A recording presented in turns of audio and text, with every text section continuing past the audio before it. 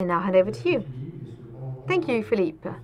And of course, this moment of tiredness is now upon us, and so my ambition is to wake up the room using a topic which is about what are the digital opportunities for traditional media. A debate around the transition towards the digital world. No one today can spare themselves this digital transition of this change. It's not always straightforward. It can shake your bases, it can cause worry, but of course we have to admit that it is a great opportunity for media and for journalists. They can think about their job, and they can think about what new things they can offer. We talked a lot about the economic aspects this morning, so we won't touch those again this afternoon. I would prefer to talk about the audience and how these changes in this digital transition can allow us to reach new audiences and new uses, and also to look at content, how we are now thinking about this transition, the offer of content and enriching the content, and also look at how a conventional media can support and train its teams, sometimes in an enthusiastic manner, other times or more frequently in the midst of difficulty. Luc de Barochez, who should have been here, and who is now editor-in-chief of the newspaper L'Opinion in France. Unfortunately, he wasn't able to come. We also have Marco Nassivera, who is the news director at Arte, will speak in his place. Not at all to give an opinion, I will reassure you, but to tell you about how Arte is thinking about this change and this new digital offer. And we will also listen to Tabi Shloan. I hope I have correctly pronounced his name. She comes from Vietnam. She is managing director of VTV6, which is a channel for young people, which was founded in 2007 and which has developed its web offer quite a lot. And then Ehab Zelaky from Egypt, whom you've probably met a number of times during these last 2 days, because he's one of the trainers who supports bloggers of the 4M blog, and who is also in charge of digital development for the Egyptian newspaper El Masry Youm, meaning Egypt Today. And this is a young newspaper. It's about 10 years old, I think. And it's perhaps easier for a young newspaper to think fairly quickly on its feet about the digital offer. And he will talk to us about their strategy and what is at stake for this great Egyptian daily newspaper. And then from Senegal, we have Olivier Sagna, who is a lecturer in the University of Dakar, who is specialized in network and information systems. And Olivier is going to tell us his point of view from Africa and the specificity both of the offer and of the audience and of the technologies in Africa,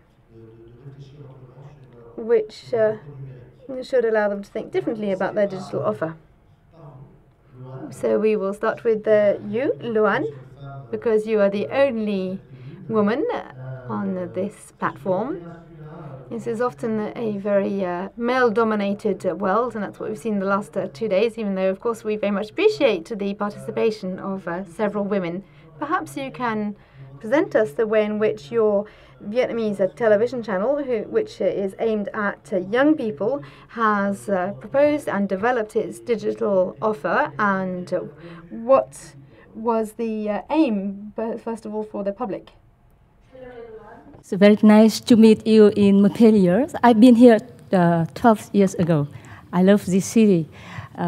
Montpellier is a little bit changed. It's become more and more beautiful. Thank you, Benoit. Let me tell you a little bit about Vietnam media landscape.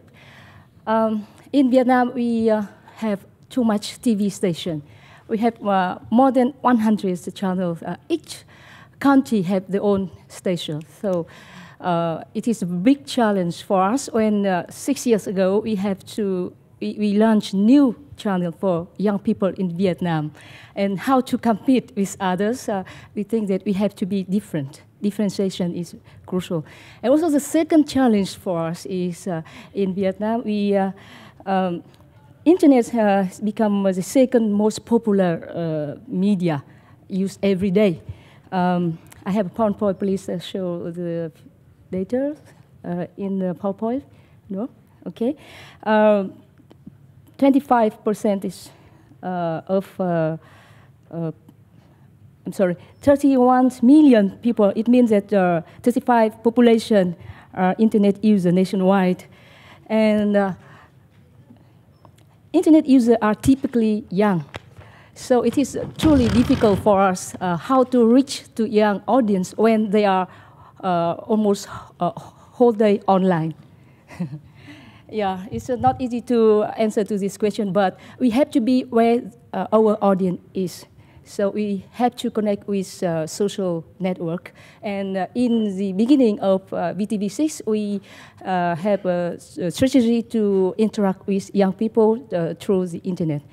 So let me share with you one case about new baby of VTV6. It is a new bulletin. What is up this morning?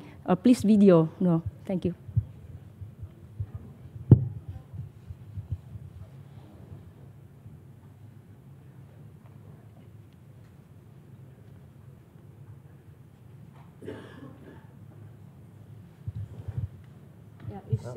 Il n'y a pas de son. Yeah, please sound, please.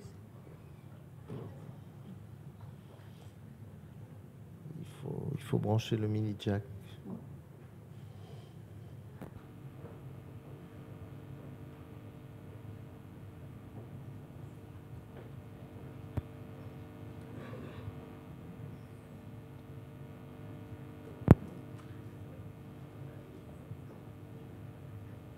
Number of young people from 15 to Vietnam, a country with young populations, where the number of young people from 15 to 30 years old is 23 million, taking up 26% of the populations. Half of them use internet and social network on a frequent basis. Therefore, taking advantage of internet to attract viewers to the televisions is must for VTV6, the channel for youth. Even since its origins, VTV6 has been oriented toward viewers as interactive, trend-conscious, and accompanying. Understanding the mentality and internet using habits of young viewers, we created a particular Facebook page for particular programs beside the common page for the whole channel.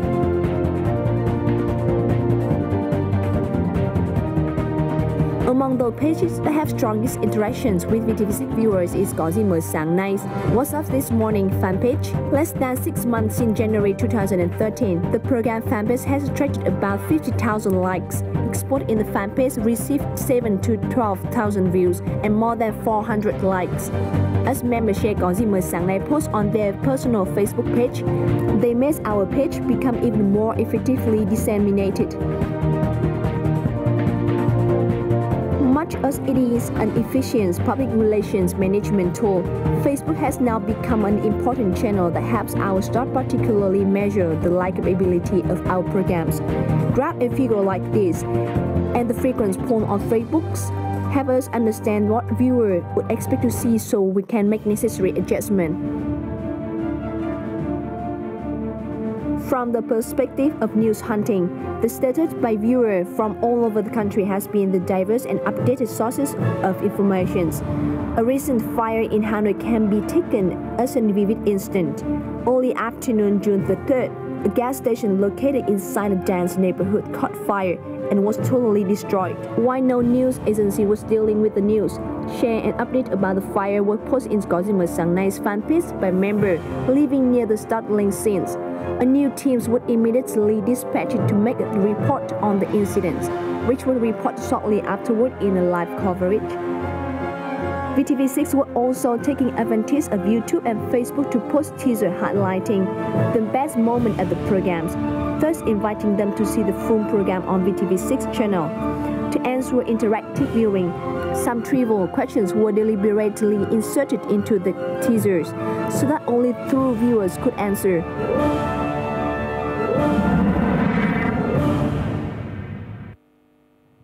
Okay, thank you. And again, to the point, please. Okay, the very big question for us is in the transition media, we don't have a habit to work with social media first because, yeah, change always called resistance. People used to resist when they face change. So how can we change the habit of our staff? A lot of our journalists say, oh, we don't trust the source from social network, or I'm very famous, I don't need to have any interfere to my life, to have a Facebook account, etc., etc. So I think that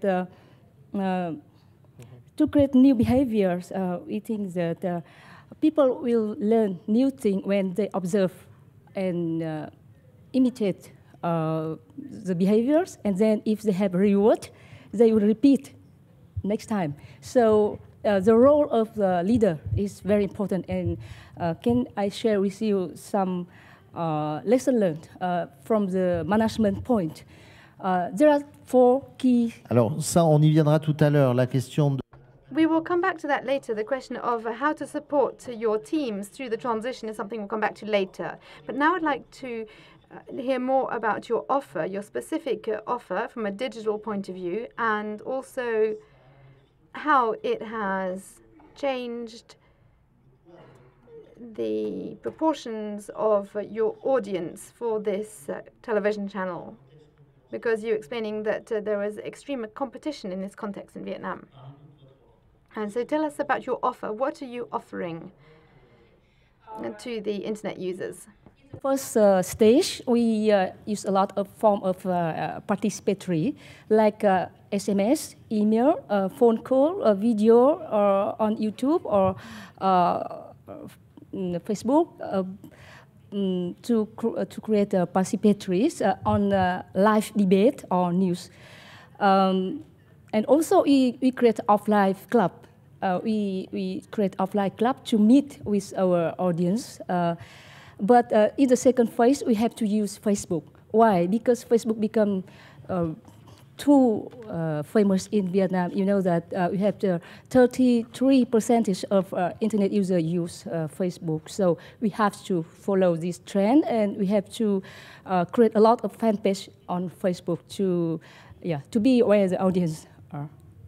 Okay, and about the rating of VTV6, we observed that after having a promotion on social media, we have better promotion and better rating. It is not really big number, but the brand become more famous. Yeah. Okay, what else? Merci. Okay. Thank you. And because we're talking about television, I will continue with Youm Marco from Arte. Arte, which has very quickly taken up the challenge of the digital era with a two-pronged approach, both with an experimental ground, which is in some ways the aim of this channel, and at the same time a reflection on the enrichment of the content. So now from the point of view of the public, for you is the internet an important tool in order to go and fetch a public which used not to be attracted to Arte? Actually, I have no idea. In fact, I don't really care.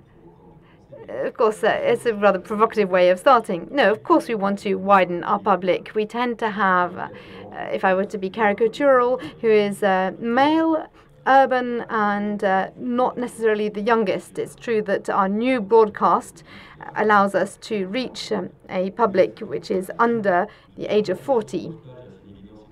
In any case, this is not a question to be asked. It is an evidence and an obligation.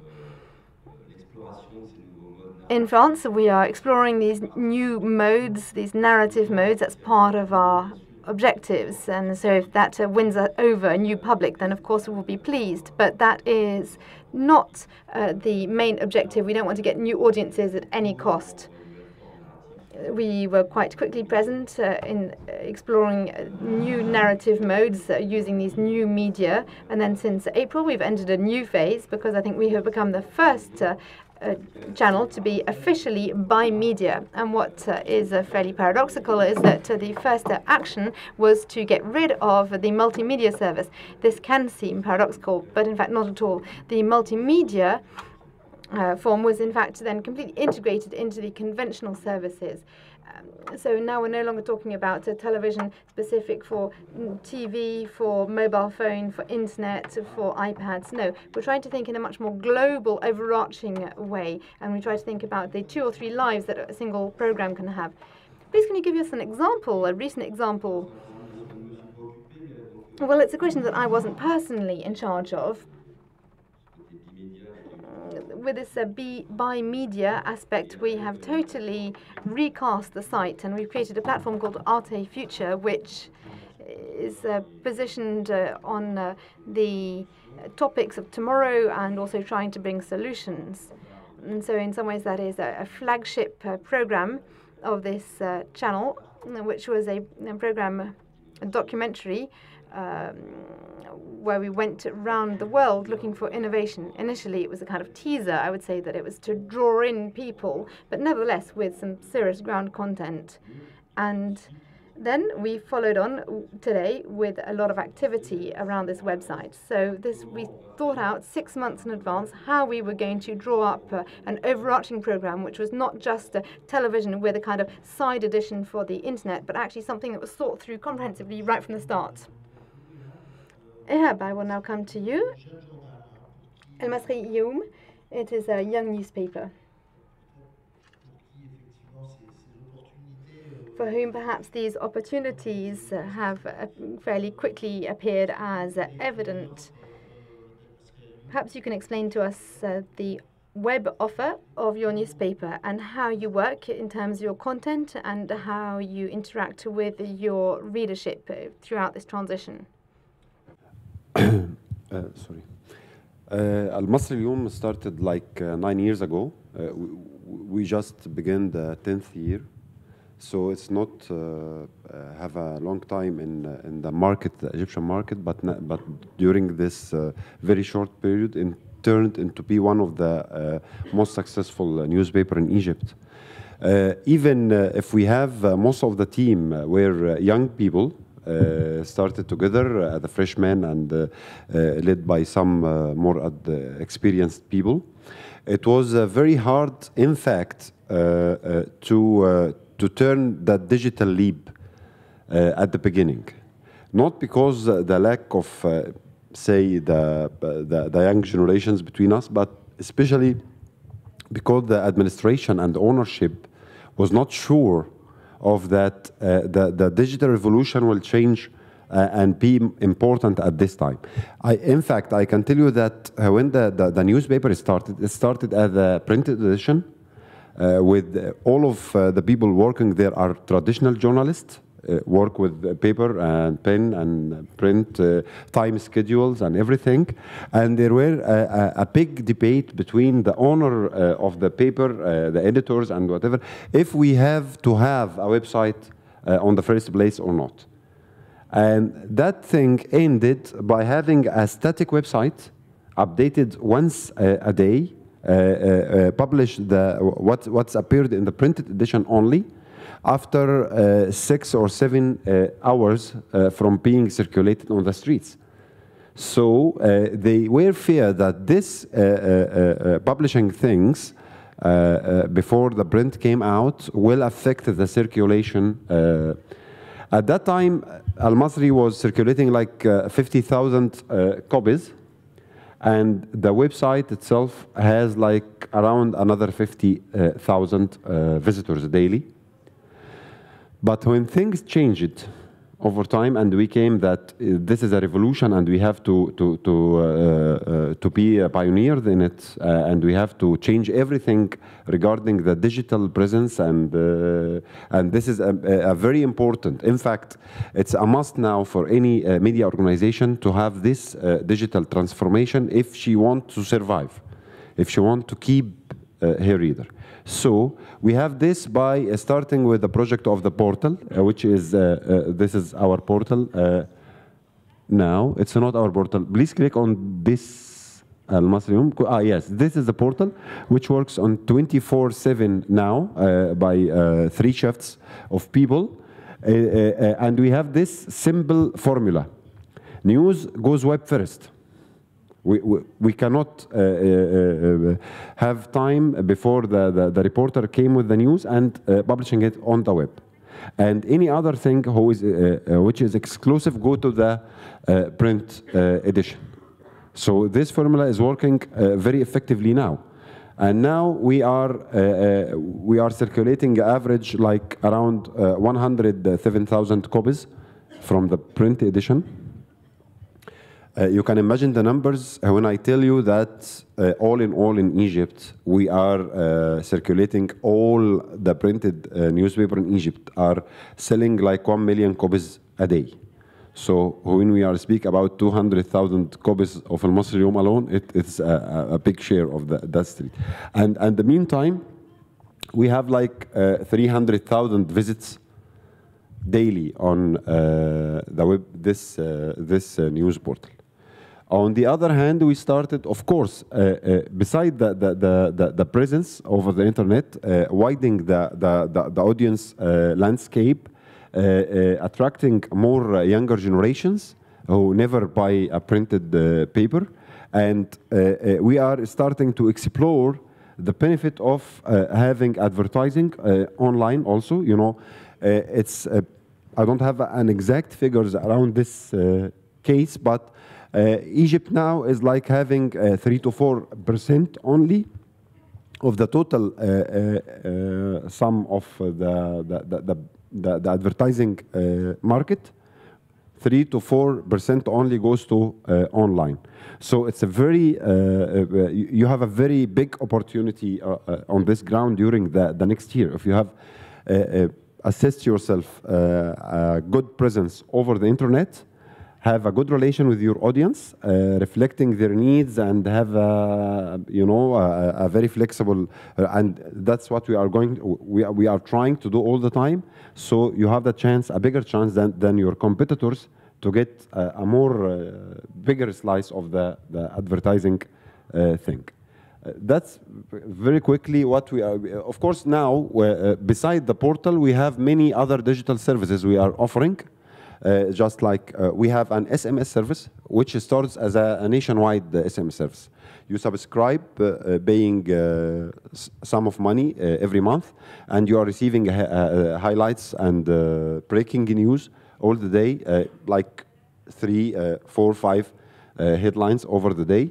And now we are exploring another new, very new service in Egypt that we are start to try to offer this service locally for governed rates. So if you are, say, living in Alexandria, as example, you may subscribe in Alexandria news from Masry Youm. So you will get this is very new and experimental, and that's thing.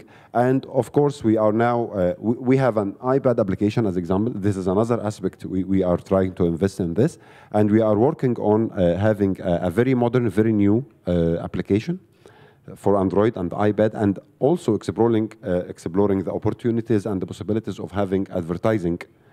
We will put this free. You will have the news free from Masry Youm, but we will leave spaces for advertising to compensate this kind of thing. And lastly, I can tell you that we are trying to introduce some new forms of news regarding the audience we have in digital space, like interactive files.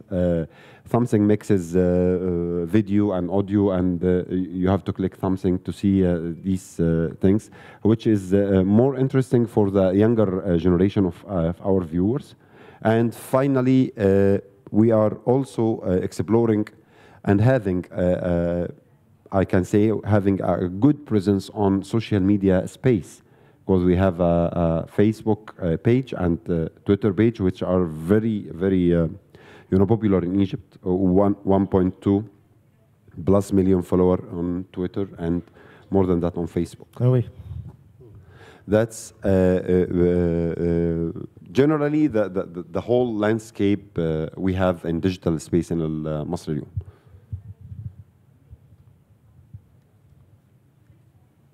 Vous nous expliquerez après comment vous avez organisé. Later, you will explain to us how you organized your team, your newsroom, and how the print teams and the web teams dialogue within your project. Now, in Sanya,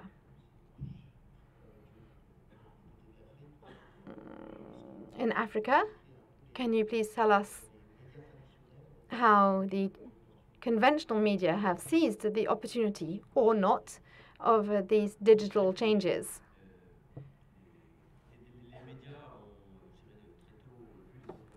The media spotted these opportunities very early and saw the advantages they might be able to gain from them right from about 1995. So right from the start in Africa, we saw a certain number of newspapers go online, including radio stations that started using streaming, and then television channels started to have a presence on YouTube and also to broadcast the TV news online. And so it was a fantastic tool in order to open up African media, which used to be fairly autonomous. If we take Le Soleil, it sold about 25,000 copies for a huge population, which you see was very small, and the whole diaspora was totally inaccessible to them. Likewise for radios, they could not be listened to outside the country. Televised news could not be seen or heard outside the country. And so the digital medium has given a fantastic visibility to all the different media, whether it's the written press, the radio, or television. And if we go to the websites of these different media, the adverts that we used to see were addressed to the Senegalese diaspora living in the USA. They weren't at all concerning products sold on the Senegalese market. Now, we are not at all at the level of Arte, for example, with this full integration which they are talking about, where they have got rid of the multimedia news team because it is now fully integrated. No, so we haven't achieved that level yet. You are working in a journalism school. There is also the issue of the different generations working in our editorial teams. We have old school people, and so for those people it was difficult for them to take on board the digital era. For a long time, the digital media remained a play toy for younger generations. Perhaps what changed things was the recent presidential elections. The television channels started to broadcast online, and then there were also tweets sent to give out the results. And so I would say that that is what in some ways lent credibility to the social networks. And today we see newspapers and radio stations and television channels having Twitter accounts and Facebook pages. But let's say that we haven't really got to this true integration. We don't have particular department or particular services offered. I would say that it's a question of marketing and now perhaps politically correct or economically dubious to not be present in the digital sphere. If we don't have that presence, then we will disappear in the eyes of the new generation. We don't have this level of integration nor specific services offered. Earlier, when we were during some of our discussions around the table, there were two words which appeared. We're talking about the oral sphere and the mobile sphere, and those are two important words for your continent. Yes, indeed, the development of the press, and especially the written press, was at long time met with the problem of the high level of illiteracy in the population, and the oral tradition is something which is very strong, together with social networks. And even if people have to write things down, when you are communicating through Facebook or Twitter, you are closer to the oral culture than our conventional written media. And of course that has a strong influence on young people, without of course mentioning the text message speak. There is also the question of mobility. Today, mobile telephones have an extremely high penetration rate. It is at 94%. In a country where 15 years ago, in some African countries, you had to wait 1, 2, or 3 years in order to obtain a fixed telephone line. Now, mobile telephones have invaded the landscape, and now internet access is mostly achieved through 3G and not through ADSL, because the fixed telephone lines were very little developed. In Senegal, I think we have a penetration rate of 2.5% for fixed telephone lines, about or more than a century after the introduction of the telephone. And for ADSL, we have about 5%. When mobile telephones were introduced in the mid-1990s, and now we have more than 94% penetration. So that is, of course, the tool which is the most used, especially by young people, to access Facebook. Less for Twitter, but the presence on social media is mostly through mobile telephones. And what about in the sub-region, which you have extensive knowledge of? There are examples of changes which have seemed particularly interesting to you. Earlier we talked about Le Soleil, the Senegalese newspaper, and I think there are some people from Le Soleil who are present here at these 4M meetings. Are there particular examples which seem to you relevant? I think that it's a sector where things move very fast. And please forgive me if I'm repeating what I said earlier in this morning's workshop regarding the changes. The big change, which dates back to a couple of weeks ago, is the newspaper called Arte. It's a television channel which has linked up with rap artists and who look at the news over the last week and then will adapt it into a rap song and will broadcast it.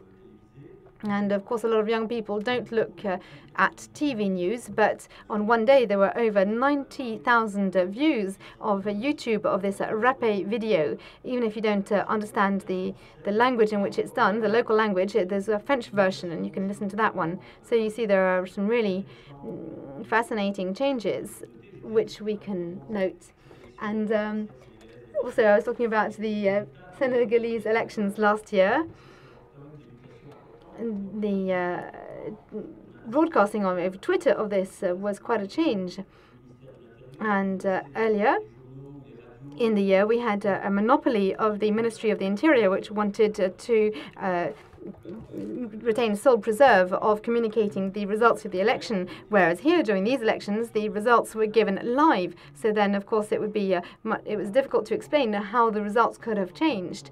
So what is also interesting to see is the association of technologies. That is what we need to bear in mind. We note we mustn't think just about the internet or places where internet is really limited to a minority of the population. In fact, when we're talking about technology, really we're talking about mobile phones. And right from the year 2000 in Senegal, if a political change has been possible, it's because at that time the media had sent out mobile phones to people whom they had recruited at the time and who were present in the electoral booths. And as soon as the results came out in each election, in each poll station, these people were able to send the election results using their mobile phone. And whereas in previous elections, the results were given out by only the actual authorities. But this time round, they were too late. The news had already been given out through the mobile phones, so they were able to give out the results using these new digital channels before the official result, which is one example, therefore, of the changes which we can observe. But clearly, traditional media are definitely being pushed and put under pressure. It's quite difficult for them to adapt, and more difficult than other environments. And of course, you are a lecturer in a training school, and of course, we need to introduce social media and technology into the curricula of journalism students. And we need to introduce new techniques which are not necessarily being used up until now by journalists. But actually, there is a lot of conservatism, including in journalism schools, and people don't want to change the curricula that easily. Dans la salle? Questions from the audience, maybe? Oui, monsieur. Vous vous présentez? My name is Havu from Vietnam. I think we already faced the challenge between how to incorporate between traditional media to the social media. Because one side, we have traditional media with its traditional establishment, standard, professional, and the other side, we have individual network, freedom, do whatever they want. Put that context into the landscape of Vietnam. One side, you have, of course, traditional media, but on top of it, it's controlled by the government. And the other side, you have the blogger world that's be controlled by the law. So how can you take the opportunity of the social media without making the traditional media prevent it, become a more effective tool of the propaganda of the government? So that's my question. Peut-être que cette question s'adresse aussi à vous, Loan. Okay, may I ask him a question? You say you are from Vietnam, right? Not from inside Vietnam, right? Are you from Malaysia? I think everyone here should come to Vietnam to see what is on the ground. And in Vietnam, traditional media, particularly VTV6, we welcome, we celebrate diversity, but also we have editorial guidelines. We don't celebrate any discrimination or violence or humiliating information, etc., etc. And we have our code of practice. It is our boss. Code of practice is a boss.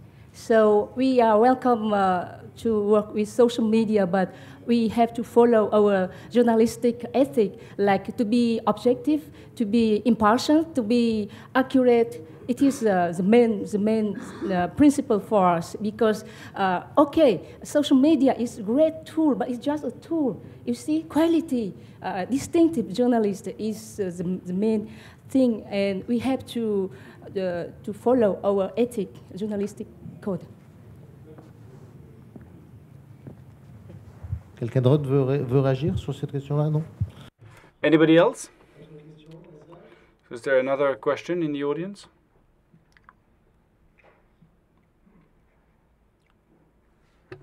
Bonjour,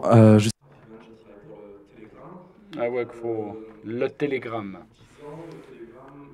Now, for 10 years, our paper circulation has been going up 230,000 copies, when on Facebook we only have 16,000 following us, so that's 7% of our circulation. Does that mean that our readership is old? Does it mean that we are not present enough on the social media, on the internet? Should we further develop our web page to look for new audiences in the print press? Question for Ehab, maybe? I guess maybe the whole reason combined. Maybe the pace of your readership is much older than the average used to be.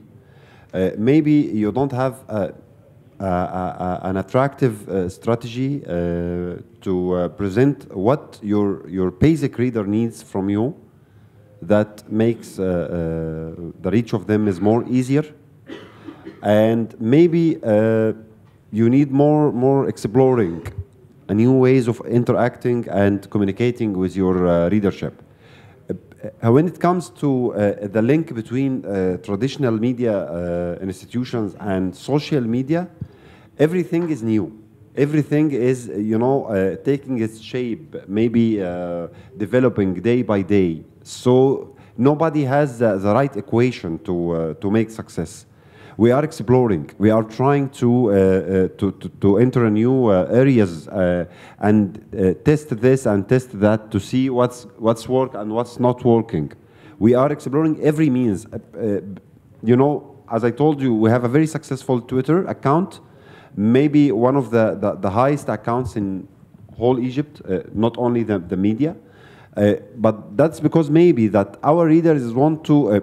Our Twitter reader wants to have these hot and political things, debates, and so we are a primary source for them. So maybe this is why we have this high people. On the other hand, we are trying even to explore another type of social media networks like Instagram, as example. Instagram not used to be a media, thing, but we are trying to explore if we used Instagram to have an account for Al-Masry Youm to publish some inside photos. Instagram used things to publish your personal photos, something like that. So what we are trying to explore, if we are publishing some photos of the daily editorial meeting, some celebrating somebody, and something like that, to put our readers inside the daily life of Al-Masry Youm. Maybe this will succeed, maybe not. So it's a matter of testing and exploring and trying to reach your own equation, your own successful relation with the readers. Je connais pas du tout votre. I don't quite know your press organization, but I mean, what is the nature of your presence on the internet? In Senegal, for instance, most newspapers taken individually are very little read. Not very attractive, but there is a CNOF portal, which is not a press organization, but which still provide great diversity in terms of contents, multimedia, etc., which is one of the most, which means that it is one of the most consulted sites in the French-speaking world. People who might watch TV will not actually visit that online newspaper on the site of the television and won't be reading a site of Le Soleil on the Le Soleil site. There might be some people who do that, but I mean, usually people go to this content aggregator, which offers radio, TV, and different newspapers, plus discussion forums. And I think that in Senegal or in Africa, usually the media are quite reluctant to opening up new debates on open forums which are not moderated. That can be understood for a public newspaper because, of course, in the past there were risks and there were forums with insults to the head of state. And, of course, the person in charge of that daily paper was jeopardized. And very quickly, of course, the forum was cancelled. Whereas on a site aggregator, there might be free comments, there might be excesses, but at the same time, you have a great audience, and people like to be able to speak freely with all darker sides to it, of course. Hence, the importance of being present to the internet. a given media doesn't just have to be present on the internet, Facebook, on Twitter, etc. This is not what is going to make it successful. The idea is, what do you offer in terms of opportunities, in terms of exciting news, etc. for the web surfers. Yes, I think we need to talk less about the pipes than about the and more about the content. Whatever the format, I mean, it's the content that matter. If you offer exactly the same thing, if you repeat what they do, what they say at AFP, I think it's quite pointless. And I think we decided to position ourselves quite differently. We have one dossier every day, and besides we have web documentaries, web reporting, etc. Then there again, I don't quite know your site, but as far as social networks are concerned, I think that their importance depends on the nature of your media. It depends on the country where you are based. I mean, the importance of social media in the Arab Springs cannot be compared to what they need at Arte. I mean, we have 1.5 million followers, likers, and all the rest of it. It's good, but I mean, does it bring added value for us? Not really, not really. But it might do for other media. So you need to understand why you are there, what you want to provide in terms of added value.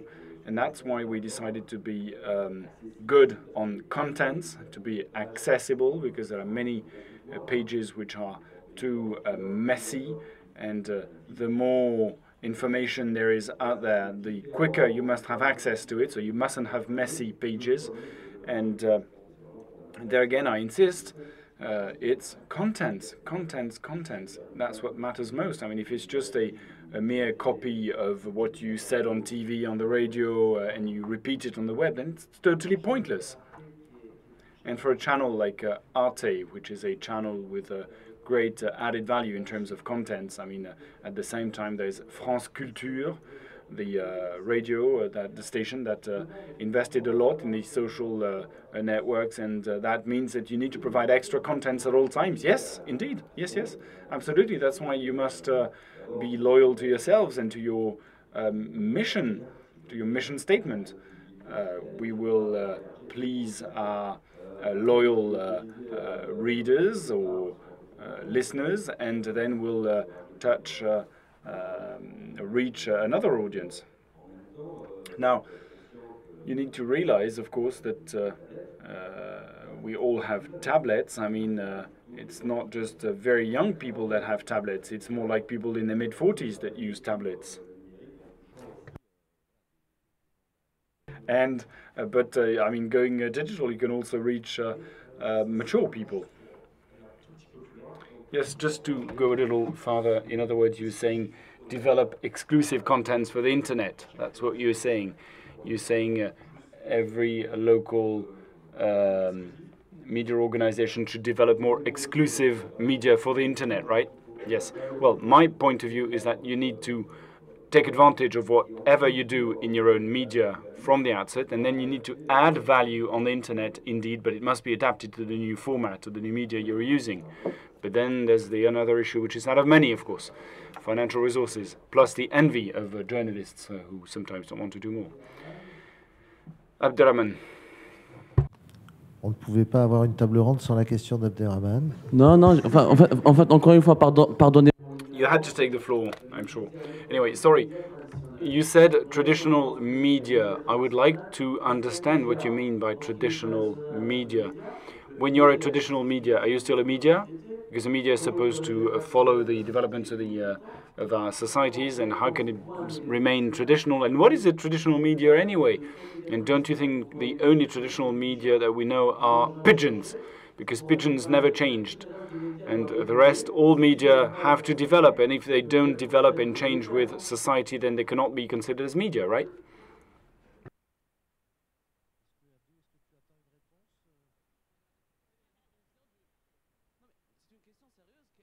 Was it a question or was it a joke? No, it's a question. It's a true question. Media, traditional media. What does it mean, being a traditional media? To be honest, I don't quite understand. I think he's right, actually. I think he's right. There again, it's a question of pipes and what you actually, what goes through the pipe. That's why we wanted to merge the different newsrooms, the different entities, video, etc. That's why we had everything merged. That's the same logic, really. The idea is to say content first, and then you decide the media, the format. You decide the format you want to use. Paper, internet, etc. But that doesn't matter. The question is, how do you convey, how do you get the message across? We have new tools, we'll be using them. Tomorrow we'll have newer tools or other tools, different tools. We're using them again also. And so when a new medium, a new format, a new technical opportunity arrives, then we always panic and we say, well, the old thing is going to die. No, it's not the case. We can cohabit. So beyond the homing pigeon, which is a great way of conveying information, Olivier Laurelli, I think, actually mentioned the name of homing pigeons in the classification of the media. I think it's RFC. Anyway, so...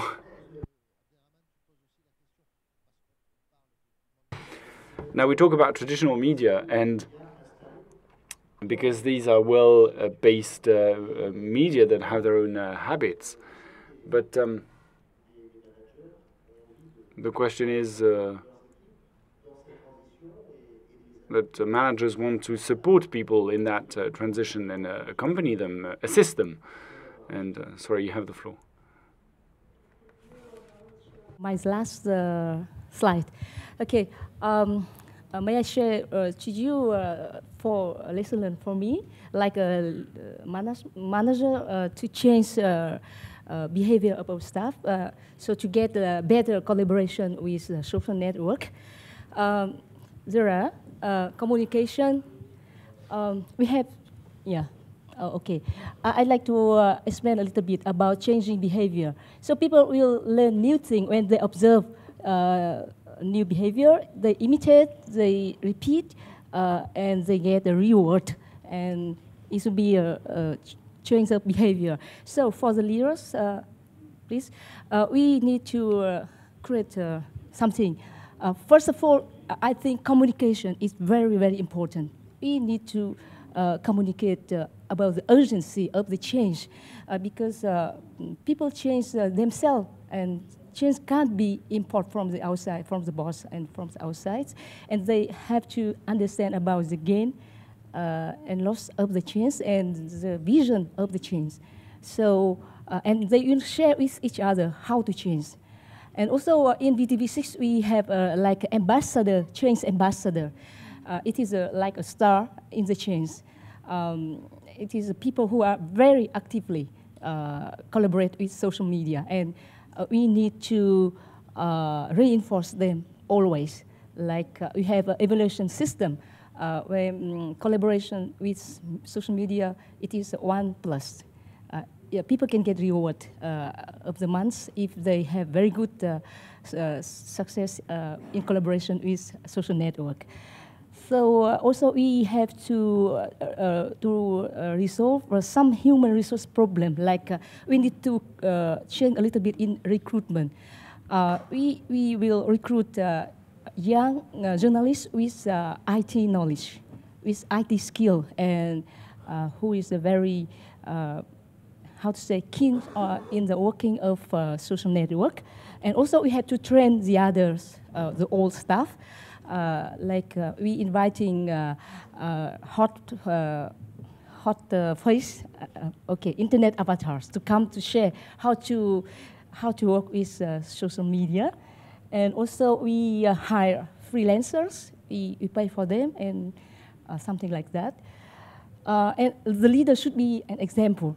For example, I didn't have any Facebook account 2 years ago, but I also have to use this tool to have a debate, to have a connection with our young viewers. And every week we raise a topic on our fan page to ask them what they want we to reflect on our VTV6 and in any our program. Now the challenge for us is how to remain our good quality content and still using social media, because what people need and what people want, it is not the same. And you have to balance between what people want and what people need. So it means that we still have to provide good information, not only follow the need, the thing, attractive thing young people want. Is that clear? Okay. Tout à fait. Yeah, thank you. Yeah. Yes, you were very clear. And how do you support your teams in those changes? How do you assist them? In fact, it was very hard at the beginning, because as I told you, the whole team was oriented on the print thing schedule. So everybody's know that he will came at this time, start his meeting at this time, deliver his work at this time regarding the print time, and then after that there is nothing he can do until the next edition. So the most difficult thing is trying to change this work culture. And first of all, if there is no a strong belief from the management level about this huge change, nothing will change. Because if the manager has doubts about the need for this change, he cannot force or he cannot move pushing the change process with the lower levels of administration or management. So the first thing that we've started by training. When I speak about training, I speak about the basic training thing of the how to type your story on a computer. This is for early stages. So the culture starts from here. The organization gave every journalist, even if he's just fresh and just entering the organization, a laptop. And all of them had a course of how to operating system, basic things, how to write your story with Word. So we are preparing the whole thing to the digital transformation. The hardest thing, which takes, I think, like years now, and it's an ongoing process all the time, is to how to change the mindset of the one who's always used to deliver his story as a complete piece at the time of print, to just think of it as ongoing story. Just if you hear the verdict when you are sitting in the court, you have just to text it directly to the man who is responsible of the SMS service directly, or you are calling and you give him that news. And on the other hand, you have to write like one paragraph as a breaking thing to be posted on the website until you came to the news your desk and write a story. Maybe it can be mixed with other things to appear on the printed edition. That is the ongoing process. We are doing it by training, by observing, by sometimes it needs by forcing, and on sometimes by giving some rewards, of course, to the people who are very collaborative and very adaptable to the new techniques. When we started, as example, I will give you this quick example. When we started what we call the multimedia department in the newspaper, we want to have a team to produce a movie reports, and this is a very new job to the print newsroom work. So we work on both tracks. First of all, we bring some professional of this. We had like a director, a professional director, and a professional monteur, editor, to edit the movies. And then we have the two tracks. One of them is to get some young video reporters. They are work for video reporting only. And on the other hand, we give training for some of selected of the traditional journalism of how to use any device you have, like the mobile, like whatever, to shoot a decent photos, decent things, to be act as a news report, standalone report. And I think this strategy works because we have the whole thing. We have people now. Multimedia is part of the editorial meetings to take notes, to know where things will happen today, to prepare their daily plan of work, like the traditional reporter.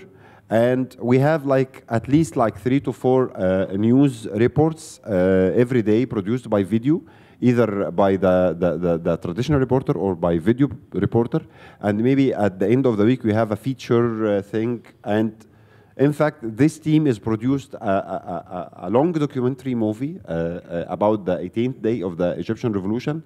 And this movie was being shown in Berlin Film Festival last year. So this kind of things, having parallel tracks, training and training, trying to forcing, trying to reward, is the key element of the transformation issue. And of course, to as much as you can, to give these people the proper tools.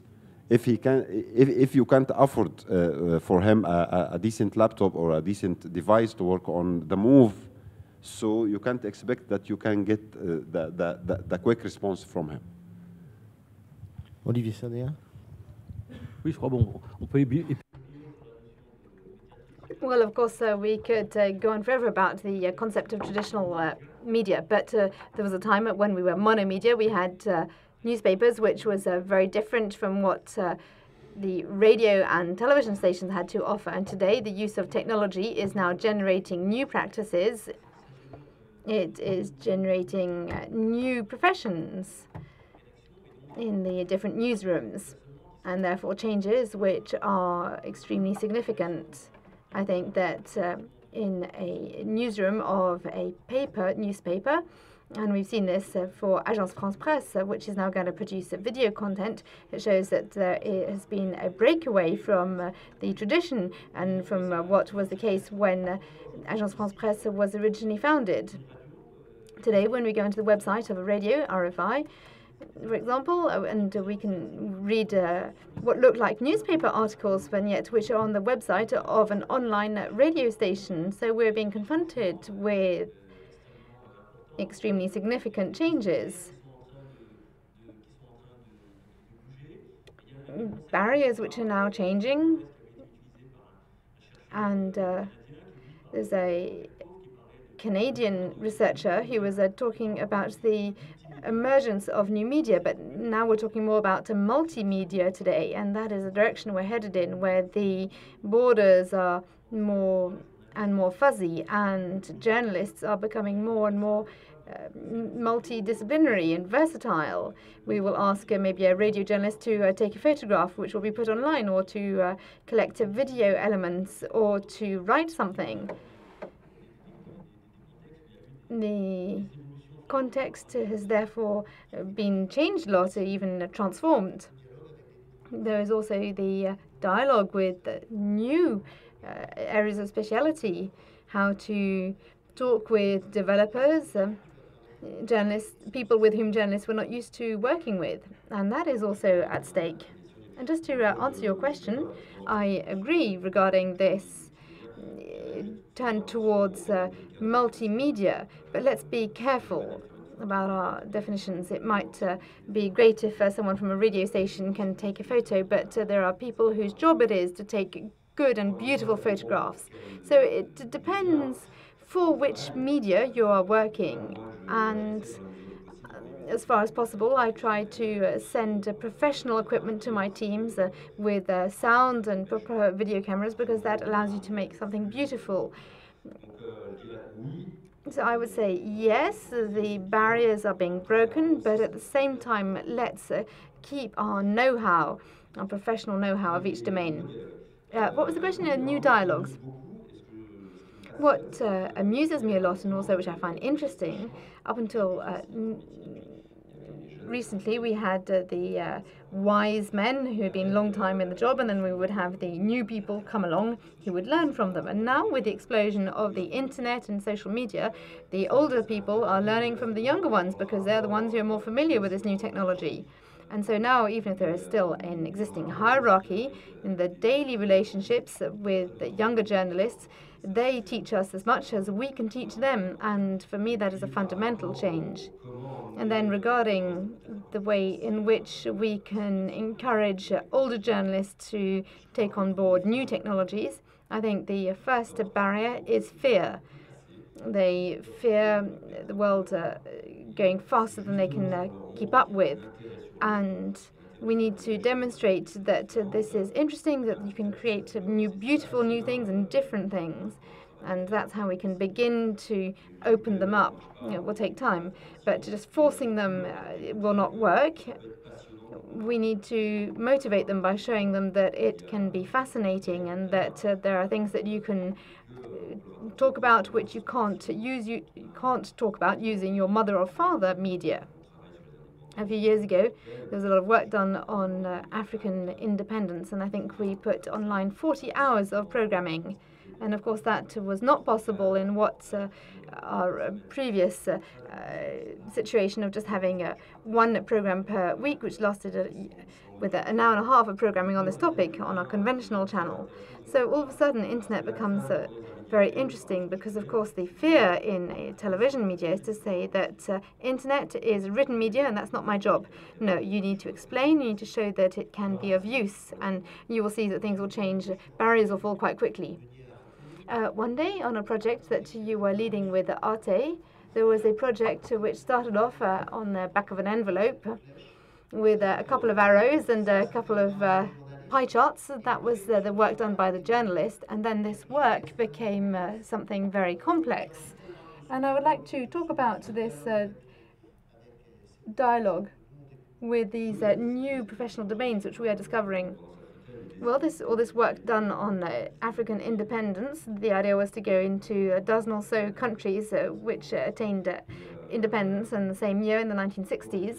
And so I did 3 bars on a chart, and of course it was very vague, but the developers I was with understood my idea, and a week later I had a 4-page article, I had a PowerPoint presentation, and it didn't look like just a random bar chart any longer. And so the journalist said, well, of course we'll keep your basic idea, you are our boss, but in order for it to be more relevant and easier to read, perhaps we need to tell the story differently. And so we journalists went back to work again on the content, and then the graphic artists would then add things in their manner. Of course, now we don't work in the same way. Now we work as a group right from the start, and the barriers between the different professional areas are beginning to fall, and I think that's quite healthy. There was a question asked earlier by a student, a journalist. She was saying, in journalism schools, would it not be possible to have spaces for mutual enrichment of each of these domains? Yes, I believe that would be very necessary. Question over here and over there. Good afternoon, Justine Rigaud from Provence.com. I wanted to respond to this because I learned about the internet at the same time as I learnt about paper. So in the space of 2 years, I learnt a lot. We are always expecting journalists to teach younger people, but actually young people don't take the time necessary to explain things to older generation journalists, even those people who want to know about it. I tend to do it because I'm patient. People always say, oh, well, you only do this for the people you love, but actually I haven't done this for my mother. But in fact, with the people I work with, I find that they're very grateful for what I can teach them, because they are often very vague about these new technologies. So for me, this transgenerational dialogue is very important, and sometimes I feel that young people are not very kind in this regard. We are always expecting advice, but we don't give advice in return. And I also wanted to ask a question, because we have a problem at Provence.com. In fact, you have several problems. Yeah, I agree, but this is not something we're allowed to talk about. We have a big problem. It is our internet users. We are trying to bring about this transition. There is a big problem of racism in the south, and we are not able to open up the debate on some subjects in Marseille, for example, because when we do that, we are going against the law, and we don't know what to do about this. Our website, our image is being reconstructed, and we don't really know where we're going on this one. And we know that the moderator service is going to be externalized, and I have no power over this. So it's something that we're discussing, and we don't know what to do because we are losing people who are capable of a deep reflection and who no longer go to our website because the comments are stupid, they are racist, and they are repulsive, and everyone tells us, well, Provence.com is rubbish. Well, no, it's not rubbish. We have good journalists. It's actually just that our internet users don't help us, and we don't know what to do about this. We'd like to find a solution. Perhaps, Ehab, on the question of how to moderate a website and the difficulty of moderating the messages left by internet users. Moderating a website is not that big problem. In fact, we are introducing the content we are used to introduce. The main problem came from the interaction with the website, coming from the comments, the feedback we are receiving. We receive most of the time some positive.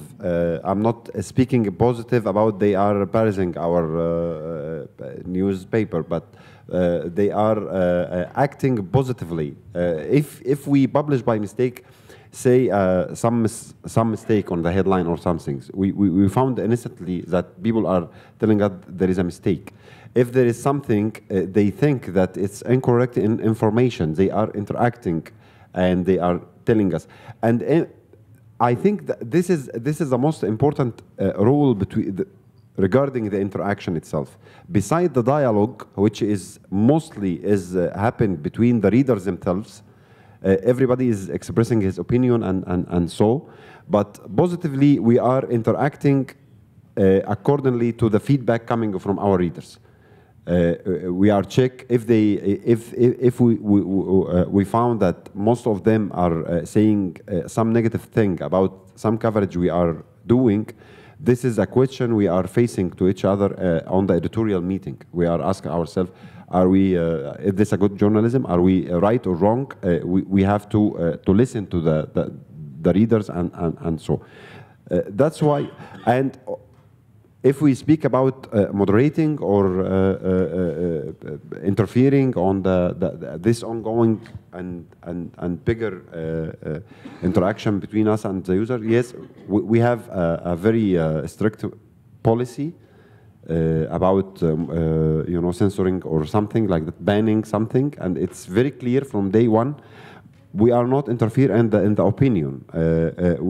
As I told you, we are very flexible to hear from our audience and to react if we found that there is something need to be done. We are doing it. I don't know if this the exact question, but this is how we are interacting with our audience or our reader. Okay, in our team, we have journalists, and also we invite freelancers to be moderators, to be administrators of the fan page. Of course, we choose freelancers who understand our editorial guideline, but we celebrate them, we invite them, because if only our staff moderate the social media, it will be very boring, because it is only one-way communication, and we need to collaborate with young people, so we invite them into the moderating team. And also we sometimes we have criticizing, like comment, it is a very bad program, it's not interesting, I don't understand anything, but it is good comment, it is good opinion, because it is dialogue. And we also let this comment appear on the fan page. It's okay. So it's make the dialogues better with our viewer. Is it understandable? Merci. Il y avait une question. Thank you. There was a question over here. The young lady. Edith Bru, I'm a blogger. Regarding the integration of a new media, the social media, within the strategy of the television channels and also radio stations, I would like to quote one example of our national television regarding the integration of social media. There is a big gap between the web editorial team and the traditional team, because they themselves define themselves as being conventional, and there is a kind of trench warfare between these two teams, whereas in fact those two teams should be integrated in their manner of working. And the main problem is that the conventional editorial team of our newspaper, which is the Holy Grail, rejects the idea that our website and that everything that surrounds it, i.e. Facebook and Twitter and so on, should broadcast alerts before they can be treated in a more detailed manner by the paper newspaper. And yet this would improve the promotion of the newspaper and would increase the traffic for our newspaper. But there is a real trench warfare saying, why should the website broadcast alerts or news alerts before the newspaper? And this is also something that the television station takes up, that broadcasting alerts on the website before they can be talked about during the television news. Well, for them, actually, they say that it doesn't cause a problem, because the internet users from here or Ivory Coast or elsewhere go to the website because there are alerts before then going to turn their television on in order to learn more about it on the television news. But in the example of breaking news, we don't have any breaking news, which is a shame, whereas the social networks and social media are the best tools for broadcasting breaking news, and unfortunately our television channels don't know how to use this. There is this real trench warfare between the web editorial teams and the conventional editorial teams, and I was wondering how it works for you, whether this is integrated or whether each team broadcasts independently. Well, I suggest that we don't answer this question. We wait for the 2014 4M meetings, because there is one rule. The 4M is that when Philippe Couve rises to the platform, then we end the session. No. In fact, we will answer this question because it is an important one. Who will answer? Well, in brief, I would say that your question is highly relevant. We have all been confronted with this kind of dispute between the old school and the new people. I'm pushing for this new model where when an information is ready, we will publish it straight away on the mobile phone or iPad. In any case, we are addressing this to a different public. It's not necessarily the same person who will look for information on the iPad as the person who will turn on the television. Now, in terms of our TV news, that's another matter. We don't do this. It's an editorial choice. But of course, breaking news is something that is more adapted to websites and social networks. Thank you. That actually should have been the object of a long discussion. So I will now hand over to Philippe Couve.